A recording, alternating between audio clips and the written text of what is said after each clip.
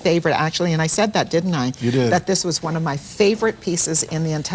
Holiday, looking for a place to hide. 2 batters later... Time to reap the rewards. So if you call now, within the next 20...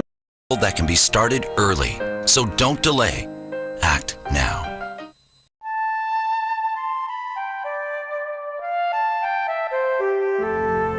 Unique amongst bird species, the curler makes its nest on ice during the winter. A fastidious creature, the curler takes great pains to keep its nesting area clean, washing it frequently.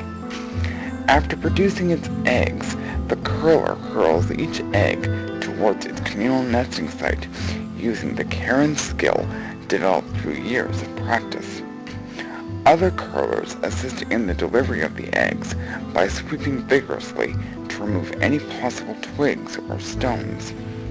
Competition for the best spots in the nest is fierce, and the curler has no hesitation in removing from the shared nest the eggs of other curlers, encouraged by the cries of the more experienced egg layers whose calls can often be heard reverberating throughout the surrounding countryside.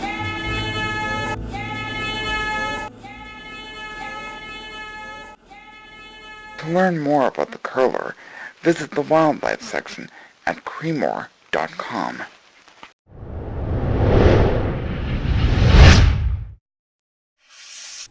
Welcome back. Our next segment is a follow-up to a story that came out of Creemore a year ago about a new discovery that allowed you to grow your own beer. It had the potential to revolutionize the brewing industry, but did the reality live up to the hype? Our reporter, Myrtle Munchin, files this report. Although the story received national attention, it was here in Creemore where it all started. I'm at the farm of John Miller, just outside this beautiful village. Always looking to diversify his farming business in these tough economic times, John planted an experimental 2 acres in the Creemore Springs seeds. I asked him how this experiment worked out.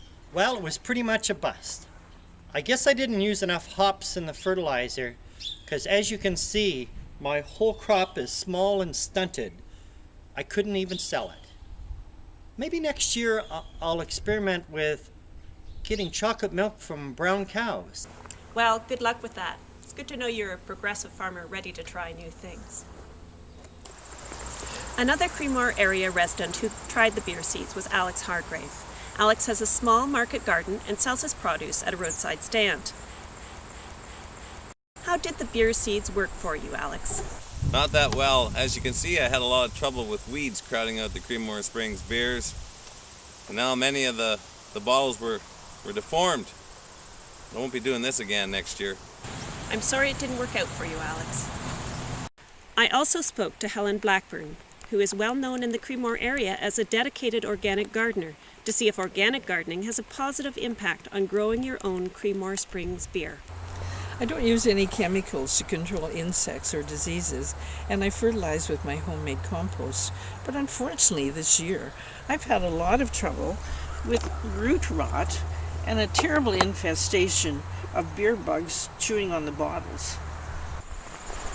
I'm sorry to hear that, Helen. Creemore Springs beer is an all-natural product, but growing it organically seems to present a lot of problems. I'm at the home of Chuck Smith, one of the lucky people who got a free hoe to use in planting his beer seeds. How pleased are you with your gift, Chuck? Well, Myrtle, I gotta say that first I was very pleased that the hoe came in handy for lots of uses around the farm, not just in the garden. But lately the thrill has kind of gone off, and I'm thinking of sending it back. As you can see, the hoe's kind of lost its luster.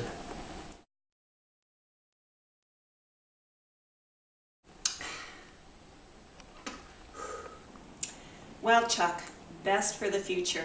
This is Myrtle Munchin for Mad River Television. Thanks for that report, Myrtle. It looks like we'll have to keep getting our Creemore Springs beer the old-fashioned way.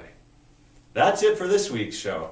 Be sure to join us next time for a special report on how investments from the hedge fund industry are revitalizing the community newspaper business.